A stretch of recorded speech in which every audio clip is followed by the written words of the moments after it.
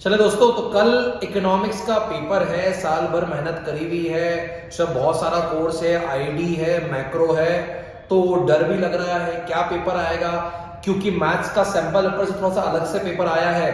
तो इकोनॉमिक्स में क्या नया आ सकता है, क्या पढ़ें, कैसे पढ़ें, लास्ट मिनट रिवीजन कैसे करें और कल का पेपर अटेम्प्ट कैसे करें, क्या करना है, क्या लिख के आना है, ये पूरा वीडियो इस बारे में है कि अल्टीमेटली आप इकोनॉमिक्स रूपी पहाड़ को छल्ली छल्ली कैसे करो, कैसे अपने कोर्स को प्रायोरिटाइज करो, क्या कैसे लिख के आना है, एग्जाम टाइम पे कैसी स्ट्रेटेजी रहेगी, उसके बारे में ये पूरा वीडियो रहेगा।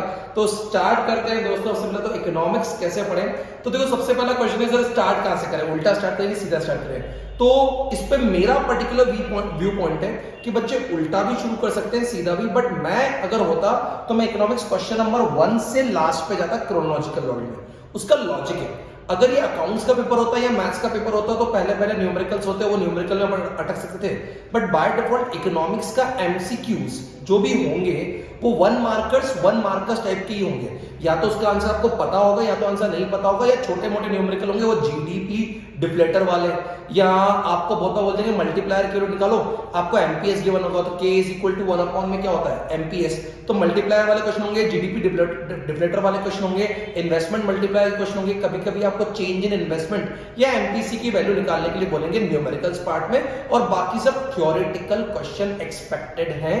कुछ कंसेप्चुअल क्वेश्चन आएंगे कि अगर आपकी इकोनॉमी में सीआरआर बढ़ रहा है तो इकोनॉमी में इन्फ्लेशन है कि डिफ्लेशन है, या बोलेंगे इकोनॉमी में डिफ्लेशन है तो आपको एसएलआर को इंक्रीज करना चाहिए या डिक्रीज करना चाहिए। ऐसे क्वेश्चन अपन ने मैक्रो इकोनॉमिक्स के पेपर में पाए हैं। तो ऐसे क्वेश्चंस के आंसर बाय डिफॉल्ट आपको समझ में आ जाएंगे, स्टार्टिंग में दिमाग फ्रेश रहेगा। तो अगर आप स्टार्टिंग से आखिरी तक जाते हो तो कोई बड़ी बात नहीं है। तो ये मेरा व्यू पॉइंट है कि पेपर अगर फर्स्ट से शुरू करते हो तो कोई प्रॉब्लम नहीं आएगी। 15 मिनट सेकेंड पॉइंट है दोस्तों, जो 15 मिनट का आपको रीडिंग टाइम मिलेगा उसको जुडिशियली यूज करो। एमसीक्यू के आंसर्स खुद ही निकालना है आपको, 15 मिनट में मालूम पड़ जाएगा, सारा एमसीक्यू पढ़ लो, जिसका आंसर समझ में आ रहा है डायरेक्ट ये आंसर है, उसको पेपर का स्टार्ट होते से पहले उस एमसीक्यू का answer A B C D जो भी लिखना है वो लिख दो। एक बात ध्यान रखना, ऑप्शन मतलब ऑप्शन ए है कि बी है कि सी है वो मार्क करने के साथ उसका पूरा आंसर भी लिख के आना। उसकी एक रीजन है, ऑप्शन मार्क करना जरूरी है। कभी कभी बच्चे पूरा सॉल्व कर देते हैं बट ऑप्शन ए है कि बी है कि सी है वो मार्क नहीं करते, उसके मार्क्स कट जाते हैं। सेकंड, इसी 15 मिनट के टाइम में टाइम मिले तो 6 मार्क में क्या क्या उन्होंने पपोला है, क्या क्या उसने बम रख के रखे वो चेक कर लो कि 6 मार्क्स में कितने बड़े क्वेश्चन है, कैसा क्वेश्चन है, टफ क्वेश्चन है कि इजी क्वेश्चन है, ताकि तेको एक लय मिल जाए कि पेपर को 6 मार्क्स वाले क्वेश्चन अगर इजी आए हैं तो अपन 6 वाले मार्क्स क्वेश्चन पर जंप कर सकते हैं, और 6 मार्क्स वाले अगर इजी नहीं आए हैं तो अपन उनको छोड़ के बाद में मतलब बीच के पेपर से आगे बढ़ेंगे। ठीक है सर, नेक्स्ट पार्ट अगर अपन बात करें तो जब भी आप न्यूमेरिकल सॉल्व करो पहले उसका पूरा फॉर्मूला लिख लो। अगर फॉर एग्जांपल मैं एक्सपेक्ट कर रहा हूं, पहली बात तो सर कहां से न्यूमेरिकल एक्सपेक्ट कर रहा हूं, बैलेंस ऑफ पेमेंट में से न्यूमेरिकल एक्सपेक्ट कर रहा हूं, एडीएस में से भी न्यूमेरिकल एक्सपेक्ट कर रहा हूं, नेशनल इनकम में से भी न्यूमेरिकल एक्सपेक्ट कर रहा हूं, और मैं गवर्नमेंट बजट से भी न्यूमेरिकल एक्सपेक्ट कर रहा हूं। मैं ऐसा एक्सपेक्ट कर रहा हूं कि 40 मार्क्स का अगर तेरा मैक्रो है तो ये मान के चल कि आउट ऑफ 40 मार्क्स कहीं ना कहीं 10 to 15 मार्क्स के न्यूमेरिकल्स रहेंगे ही रहेंगे। मैं एडीएस का अप्रॉक्स 4 मार्क का न्यूमेरिकल एक्सपेक्ट कर रहा हूं, मैं नेशनल इनकम का 4 से 6 मार्क का न्यूमेरिकल एक्सपेक्ट कर रहा हूं, मैं बजट का 2 से 3 मार्क का न्यूमेरिकल एक्सपेक्ट कर रहा हूं, मैं बीओपी में से भी बीओपी डेफिसिट हो गया या फिस्कल डेफिसिट हो गया, या अगर बीओपी में से बात करूं तो बहुत बार आपको जो बैलेंस ऑफ पेमेंट के ऊपर एक्सपोर्ट्स दिए रहते हैं, करंट अकाउंट का बैलेंस देता है, करंट कैपिटल अकाउंट का बैलेंस देते हैं, या ट्रांसफर पेमेंट के क्वेश्चन होते हैं, तो ऐसे 1-2 नंबर के क्वेश्चन भी एक्सपेक्ट कर रहा हूं मैं इसके अंदर। तो यार एक बात ध्यान रखना कि पहले तारा फॉर्मूला लिख दो, क्योंकि एग्जामिनर कम से कम आपको फॉर्मूला के तो मार्क्स दे ही देगा। अब उसके बाद देखो सिर्फ फिल इन द ब्लैंक्स करनी पड़ेगी वैल्यू, और वो फिल इन द ब्लैंक्स करना इजी होगा, और कभी खुदा ना खास्ता वो फिल इन द ब्लैंक्स थोड़ा सा ऊपर नीचे भी हो गया तो फॉर्मूला के और प्रेजेंटेशन के मार्क्स तो आपको मिल जाएंगे। ठीक है, तो this is for numerical part कि न्यूमेरिकल अच्छे से प्रैक्टिस करो, वो जरूरी है। अगर मैं बात करूं इंडिया, चाइना, पाकिस्तान के बारे में तो इसके 6 मार्क्स की क्वेश्चन आएगा, एक 8 मार्क का टोटल वेटेज है।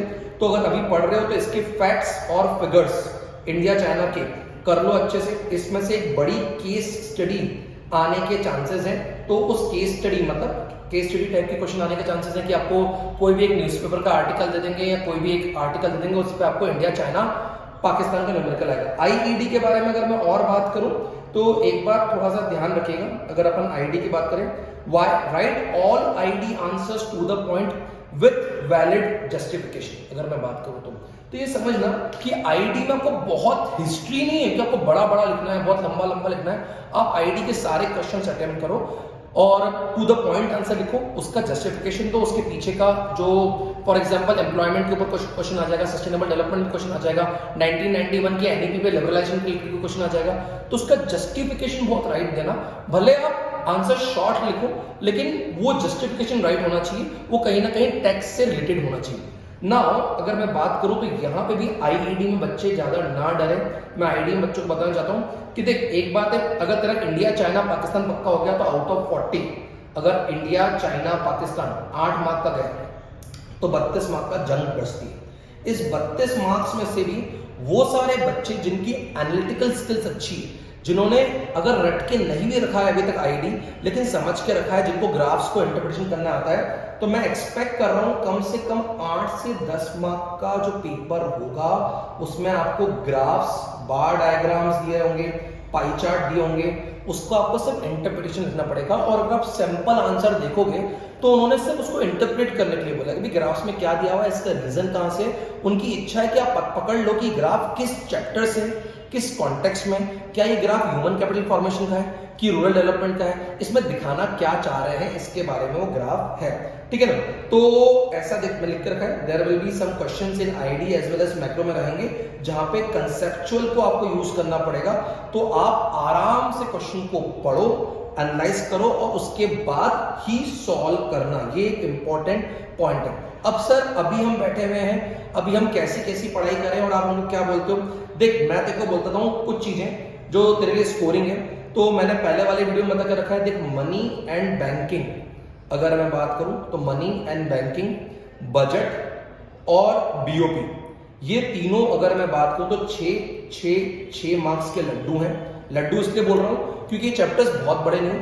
अगर इच्छा हो तो इसको अभी ना रिवाइज करते हुए कल मॉर्निंग में while you are going to your exam, थोड़ा सुबह को जल्दी उठ गए तो इनको ब्रशिंग अप कर सकते हो। एडीएस जो कि बच्चों को बहुत ज्यादा टफ लगता है, तो एडीएस का वेटेज 12 मार्क का, लेकिन उसको 12 मार्क से डर मत। क्यों मत डर?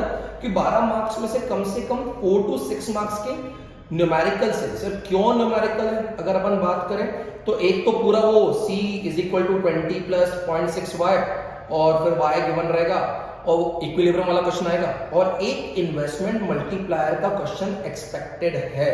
तो सर अगर कोई बच्चा अभी बैठा है कि मैं क्या करूं, तो मैं उसको बोलूंगा यार न्यूमेरिकल अच्छे से देख ले, न्यूमेरिकल अच्छे से देख ले। What next? इसके बाद 4 से 6 मार्क के बाद क्या? तो 4 से 6 मार्क के बाद एक बात ध्यान रखना, 4 से 6 मार्क का ये बोलो 4 मार्क का एक इन्फ्लेशनरी गैप और डिफ्लेशनरी गैप का क्वेश्चन पड़ा हुआ है। तो इन्फ्लेशनरी गैप और डिफ्लेशनरी गैप, इसको डिटेल में पढ़ना, इन्फ्लेशनरी गैप, डिफ्लेशनरी गैप। और अगर मैं तेरे को बात करूं उसमें एक्सेस डिमांड, डेफिशिएंट डिमांड में इसका 3 पॉइंट होते हैं। पहली बात तो ये आती क्यों है, रीजंस क्या होते हैं? तो सर रीजंस होते हैं वो सी बढ़ जाता है, आई बढ़ जाता है, जी बढ़ जाता है, एक्स कम हो जाता है, एक्स भी बढ़ जाता है और एम क्या हो जाता है, कम। तो ये इन्फ्लेशनरी गैप के रीजंस हो गए। सर इसके कॉन्सिक्वेंसेस क्या होते हैं? तो जब इन्फ्लेशनरी गैप आती है तो एडी क्या हो जाती है ज्यादा, तो मार्केट में demand for goods and services बढ़ जाती है, सप्लाई कम हो जाता है, तो बाय डिफॉल्ट चीजों की प्राइस बढ़ने लगती है, मार्केट में गैप आता है। उस बढ़ती हुई प्राइस को देख के बहुत बार प्रोड्यूसर्स मोटिवेट हो जाते हैं, सप्लाई बढ़ाते हैं, इनकम बढ़ाते हैं, एम्प्लॉयमेंट बढ़ाते हैं, तो इससे ओवरऑल इकोनॉमी एक नए इक्विलिब्रियम मतलब from E to E dash पहुंच जाती है, ऊपर वाले इक्विलिब्रियम पे पहुंच जाती है। अगर तुमको छोटा सा ग्राफ चाहिए तो बता दूं मैं आप लोगों को कि अगर अपन इसमें बात करें तो अगर तुम्हारी फॉर एग्जांपल ये एडी चल रही और ये आपकी एडी एट न्यू लेवल या ओवर एम्प्लॉयमेंट लेवल पे चल रही है, तो यहां पे पहले इक्विलिब्रियम आपका ई पे था, लेकिन आपका बाय डिफॉल्ट क्योंकि एडी बढ़ गई, क्योंकि क्या बढ़ गई, और ये तुम्हारा कर्व है एएस इक्वल टू वाई का, तो नई इकोनॉमी में इक्विलिब्रियम कहां पे आ जाएगा, ई डैश पे। नई इकोनॉमी में इक्विलिब्रियम कहां पे आ जाएगा, ई डैश पे, क्योंकि with the increase in AD आपका एडी को देखते हुए एएस भी बढ़ता है, एज को देखते हुए अगर मैं बात करूं तो आउटपुट बढ़ता है, आउटपुट को देखते हुए इकोनॉमी में एम्प्लॉयमेंट बढ़ता है, एम्प्लॉयमेंट को देखते हुए लोगों की लेवल ऑफ इनकम बढ़ती है, तो इकोनॉमी एक नए इक्विलिब्रियम को अचीव करती है। ये जो गैप होती है उसको इन्फ्लेशनरी गैप बोलते हैं। क्या इसकी कॉन्सिक्वेंसेस आ जाएंगे? हाँ, कहीं ना कहीं बहुत इंपॉर्टेंट क्वेश्चन हैं। Measure to correct inflationary and measure to correct inflationary and deflationary gap, measure to correct inflationary and deflationary gap. Sir इसको आप साथ में क्यों लेते जा रहे हो? यार बच्चे है ना एडीएस से थोड़ा डरे हुए हैं, तो मतलब तो इसमें एक मॉनिटरी मेजर होते हैं, ध्यान रखना, एक मॉनिटरी मेजर्स होते हैं जो कि देखो बैंकिंग से याद हो जाएंगे। जो अपन ने बैंकिंग में क्वालिटेटिव और क्वांटिटेटिव पढ़ा था ना, तो ये पूरा क्या है? बैंकिंग। ये पूरा तेरे पास क्या है? बैंकिंग। और दूसरे होते हैं दोस्तों फिस्कल मेजर्स। दूसरे क्या होते हैं? Fiscal measures. एक कौन से मेजर्स होते हैं? मॉनिटरी मेजर्स, और सेकंड क्या होते हैं? Fiscal measures. Sir monetary measures फटाफट बता रहे हो क्या? एक होता है repo rate, reverse repo rate, CRR, SLR, एक रेपो रेट, एक रिवर्स रेपो रेट। अगर अपन बात करें तो इसके अलावा क्या होता है यहाँ पे? CRR, SLR, open market transaction, margin requirement और many more. Sir fiscal measures कैसे होते हैं? जहां पे गवर्नमेंट अपना टैक्सेस और पब्लिक एक्सपेंडिचर पे वर्क कर रही है, तो फिस्कल मेजर्स में सरकार कुछ नहीं करती, टैक्सेस बढ़ा देती है। अगर अपन बात करें कहीं ना कहीं अपना पब्लिक एक्सपेंडिचर कम कर देती है। क्यों? लोगों के पास पीडीआई क्या हो जाए? कम, तो पब्लिक एक्सपेंडिचर कम कर देती है। अगर मैं और बात करूं तो सरकार अपनी बोरोइंग्स फ्रॉम आरबीआई, अगर अपन बात करें बोरोइंग्स फ्रॉम आरबीआई या पब्लिक, दोनों की दोनों बढ़ा देती है। तो सर आपने फट से हमको एडीएस तो समझा ही दिया, मतलब देख एडीएस में यही आ सकता है, ज्यादा कोई लोड लेने की बात नहीं है। बजट में से अगर मैं बात करूं, अगेन मेरी बात थोड़ी कंटिन्यूस सुनते हैं ना, बजट में से ऑब्जेक्टिव्स ऑफ गवर्नमेंट बजट में से ऑब्जेक्टिव्स ऑफ गवर्नमेंट बजट याद से कर लो। मेरे को लगता है अगर आपने ये कर लिया और न्यूमेरिकल कर लिए गवर्नमेंट बजट के, तो बजट के लिए मोर देन इनफ है। बीओपी विश्वास मानो वन पेज, सिंगल पेज पे, अगर मेरा किसी ने वीडियो देखा हो पुराना वाला, तो उसमें दिया हुआ है एक ही पेज पे आप करंट अकाउंट और कैपिटल अकाउंट की ट्रांजैक्शंस लिख लो, करंट एंड कैपिटल अकाउंट की अगर आप ट्रांजैक्शंस लिख लो, और एक ऑटोनॉमस और अकोमोडेटिंग आइटम्स लिख लो, तो पूरा बैलेंस ऑफ पेमेंट इस तरफ है। सर फॉरेन एक्सचेंज में से क्या पढ़े? ध्यान रखना, फॉरेन एक्सचेंज रेट में से 1 मार्क्स के एमसीक्यू आने के चांसेस हैं, क्योंकि यार यहाँ पे ना कब एप्रिसिएशन ऑफ करेंसी होगा, कब डेप्रिसिएशन ऑफ करेंसी होगा, फिक्स एक्सचेंज रेट क्या होता है, फ्लेक्सिबल एक्सचेंज रेट क्या होता है, वैल्यूएशन क्या होता है, रीवैल्यूएशन क्या होता है, ये सब इस पे आएगा ही आएगा।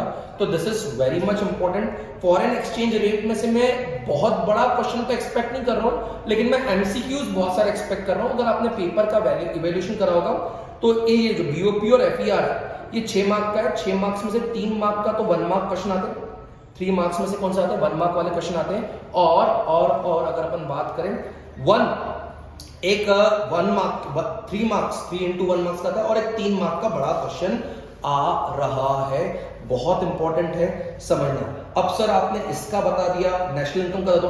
अगेन नेशनल इनकम का लोड, अगेन जो बच्चे सोच रहे हैं ना बड़े बड़े चैप्टर है, अरे एक बात समझ, उन्होंने 3 चैप्टर बना के रखे हैं, 10 मार्क का पूरा वेटेज है, 10 मार्क्स से उन्होंने क्लियर कर दिया है कि हम कम से कम 4 मार्क्स का आपसे एक्सपेक्टेड न्यूमेरिकल पूछेंगे, ऐसी उम्मीद है। बोर्ड्स अपनी जगह से पलट भी सकता है, वो एक अलग बात है, लेकिन जितना मैंने 18-20 साल में पढ़ाया है, तो ये मैं 4 मार्क का न्यूमेरिकल बोल रहा हूँ। अदरवाइज नेशनल इनकम में से हर साल 6 मार्क का न्यूमेरिकल आता है। तो अभी अगर अपन 4 मार्क का न्यूमेरिकल देखें तो बाकी बचे कितने मार्क? 6 मार्क्स। तो तू 6 मार्क्स के लिए इतना टेंशन क्यों कर रहा है? उस 6 मार्क्स में से भी तू मान के चल, अगर तूने आज जो मैंने नेशनल इनकम का एक क्रैश रिवीजन कराया था, 40 मिनट्स के अंदर पूरा नेशनल इनकम का रिवीजन कराया था, जिसमें आपको factors of payment, factor production, real flow, money flow, GNP deflator, GDP deflator, circular flow of economy पढ़ा दिया था। उसके अंदर precautions while calculating national income, ये सब सिखा दिया था। तो विश्वास मान 2-3 मार्क्स के तो न्यूमेरिकल्स, 2-3 मार्क्स के तो एमसीक्यू आ जाएंगे। तो नेशनल इनकम पढ़ते वक्त भी डरना नहीं, काम डाउन, चिल ढूंढू, ऐसे कोई बड़ी बात नहीं है, पेपर बहुत अच्छा जाने वाला है। अब अगर अपन बात करें आईईडी की तरफ से, तो यार मैं आपको बताऊंगा इस समय बच्चों को कुछ नहीं करना चाहिए, थोड़े से फैक्ट्स को रिवाइज करना चाहिए। एक सेकंड, मेरे को तो जो मेरा close to my heart chapters हैं वो है, अगर मैं बात करूं तो NEP, new economic policy 1990, one वाली जो चीज है जिसमें आपका LPG आ रहा है, इस पूरे टॉपिक का वेटेज यार बहुत अच्छा खासा है अगर मैं बात करके चलूँ तो इसको थोड़ा ध्यान देना। अच्छा, चैप्टर ना काफी इंटरेस्टिंग भी है। अगर आप बोलोगे तो मैं इसके नीचे पीपीटी डाल दूंगा, इस वीडियो की डिस्क्रिप्शन में मैं IED के सारे चैप्टर्स की पीपीटी डाल दूंगा। सर पीपीटी से पढ़ने में क्या एडवांटेज होता है, क्योंकि देखो को पूरा चैप्टर खोल के नहीं पढ़ना पड़ेगा, पीपीटी के थ्रू देखो बुलेट पॉइंट्स लिखे हुए और आपको बाय डिफॉल्ट बुलेट पॉइंट्स याद होने चाहिए। हाँ, MCQ के लिए थोड़े बहुत फैक्ट्स याद होने चाहिए, तो वो देखो याद करने पड़ेंगे। फैक्ट्स भी सबसे ज्यादा इंडिया, चाइना और पाकिस्तान के, ठीक है। अगर मैं तेरे को बोलूं चैप्टर नंबर 1 और चैप्टर नंबर 2 मैं एक सीरीज बनाऊं कि इंडिया क्या था। अगर मैं से कोई पढ़े तो मैं बोलूंगा देख, पहली बात तो इंडिया की कहानी सुन कि उसकी अपने इंडिया की प्रॉब्लम्स क्या थी। फिर इंडिया को 4 सेक्टर में डिवाइड कर लो। तो 4 सेक्टर में डिवाइड कर लो मतलब कैसे, अगर मैं बात करूं तो वो जो पूरे फर्स्ट सेकंड चैप्टर है ना, मैं तेको बता दूं पॉइंट वाइज समझाया था अभी के भी 2 मिनट लगेंगे, 2 मिनट की वीडियो के अंदर, कि सर इंडिया का एग्रीकल्चर कैसा था, इंडिया का इंडस्ट्रियल डेवलपमेंट कैसा था। यहाँ पे ना एक क्वेश्चन बहुत दिल के करीब है, सिस्टमेटिक डी इंडस्ट्रियलाइजेशन जो ब्रिटिशर्स ने किया था ना, उस पर क्वेश्चन आ सकता है। सिस्टमेटिक डी इंडस्ट्रियलाइजेशन पे क्वेश्चन आ सकता है। इंडिया का फॉरेन सेक्टर कैसा था और फिर इंडिया की डेमोग्राफी कैसी थी, फिर इंडिया की डेमोग्राफी कैसी थी, बहुत इंपॉर्टेंट है ये चीज, ठीक है ना। अब सर चैप्टर नंबर 2 में उन्होंने सिर्फ और सिर्फ इकोनॉमिक प्लान्स के बारे में बताया कि इकोनॉमिक प्लानिंग क्या होती है, टाइप्स ऑफ इकोनॉमी क्या होती है, मतलब अगर अपन बात करें कौन कौन सी होती है, कैपिटलिस्ट इकोनॉमी होती है, मिक्स्ड इकोनॉमी होती है और socialist economy. Types of economy क्या होती है, हमारे 5 इयर्स प्लान्स क्या थे और उन 5 इयर्स प्लान्स में हमने क्या क्या अचीव किया, ये सब बताया गया है। इसके अलावा अगर बच्चे बहुत काम डाउन होके रूरल डेवलपमेंट, एक बात ध्यान रखना, इन 4 चैप्टर में से मेरा क्या टेक है कि रूरल डेवलपमेंट अगर मैं बात करूं, एम्प्लॉयमेंट की बात करूं, सस्टेनेबल डेवलपमेंट की बात करूं और लास्ट जो आपका बच जाता है अगर अपन लेके चले तो ह्यूमन कैपिटल फॉर्मेशन की बात करूं, तो मेरे को एक उम्मीद लग रही है कि इन चैप्टर में से कोई ना कोई ग्राफ का मतलब पाई चार्ट या बार डायग्राम आएगा जिसका इंटरप्रेशन करना पड़ेगा। सर ये चारों चैप्टर मिला के 20 मार्क के हैं, इन चैप्टर में से कोई कंसेप्चुअल, मतलब एक 3 मार्क का क्वेश्चन तो मैं ग्राफ टाइप का एक्सपेक्ट कर रहा हूं और एक कंसेप्चुअल क्वेश्चन होगा जिसमें आपको चैप्टर को एनालाइज करने की किस चैप्टर से पूछा गया है, उसके अंदर थोड़ा बहुत अगर आपने अच्छा इनपुट दे दिया, अपना मिर्च मसाला ला के बुक की चीजें कर दी तो आपका काम हो जाएगा। दिस इज व्हाट, अगर मैं बात करूं, this is what you have to follow. एक बात ध्यान रखना, इकोनॉमिक्स का पेपर कभी ऐसा एक्सपेक्टेड लेंथी नहीं होता है, तो मैं एक्सपेक्ट कर रहा हूं टाइम की बहुत ज्यादा कमी तो नहीं पड़ेगी, हाँ, लेकिन 2.5 आवर में आपका पेपर कंप्लीट होना चाहिए ताकि आखिरी का आधा घंटा छूटे हुए MCQ और जिनका आपने पूरा आंसर्स नहीं लिखा है या कुछ आंसर्स ऐड ऑन करने हैं वो बच गए हैं, तो वो चीजों के लिए होना चाहिए। तो 2.5 घंटे में पेपर कंप्लीट हो जाएगा। पहले के 15 मिनट को जुडिशली यूज करोगे। सर अगर मैं बात करूं, आप जितना अपना ओपन माइंड लेके जाओगे उतना आपके लिए इजी होगा। एक इंपॉर्टेंट बात, जब आप न्यूमेरिकल सॉल्व कर रहे हो तो न्यूमेरिकल को बहुत फूक के कदम रखना, कहीं कहीं पे कुछ चीजें ऐड होती हैं, कुछ चीजें ऐड नहीं होती हैं। जैसे अगर मैं बात करूं ग्रॉस डोमेस्टिक फिक्स कैपिटल की जगह नेट गिवन है तो आप सीधे ग्रॉस की जगह नेट पे आ जाते हो। डेप्रिसिएशन का दूसरा नाम कंजप्शन ऑफ फिक्स कैपिटल होता है, तो आपको ये बातें ध्यान रखनी पड़ेगी। बाकी मैं बहुत ज्यादा टफ पेपर एक्सपेक्ट नहीं कर पा रहा हूँ इकोनॉमिक्स का। आएगा, जिसने पढ़ के रखा है उसको कोई प्रॉब्लम नहीं आएगी, वो अच्छे से करके आएगा। लेकिन इकोनॉमिक्स के पेपर में बहुत बार बच्चों को आंसर इसलिए नहीं आते कि वो अपने आंसर्स में ग्राफ्स, अपने आंसर में स्केड्यूल्स, अपने आंसर में कंसेप्चुअलिटी को ढंग से समझा नहीं पाते हैं। तो बहुत सारे बच्चे अकाउंट्स में भी स्कोर कर लेते हैं लेकिन इकोनॉमिक्स में पीछे हो जाते हैं। इकोनॉमिक्स चाहता है आपका कंसेप्चुअल आंसर, वो आपको लंबे आंसर नहीं चाहता, वो चाहता है हमारे क्वेश्चन को पढ़ो, समझो, टू द पॉइंट आंसर दो। This is what expectation by the board. तो उम्मीद करता हूं दोस्तों आपका कल का पेपर बहुत अच्छा जाए, आप ब्राइट माइंड के साथ, ब्राइट कलर्स के साथ एग्जाम में जाएं और विश्वास माने खुद हंसते खेलते आए। मुझे नहीं पता पेपर कैसा आएगा, हो सकता है कॉन्ट्राडिक्टरी भी आ जाए, but hope for the positive. So इसी के साथ wish you all the very best.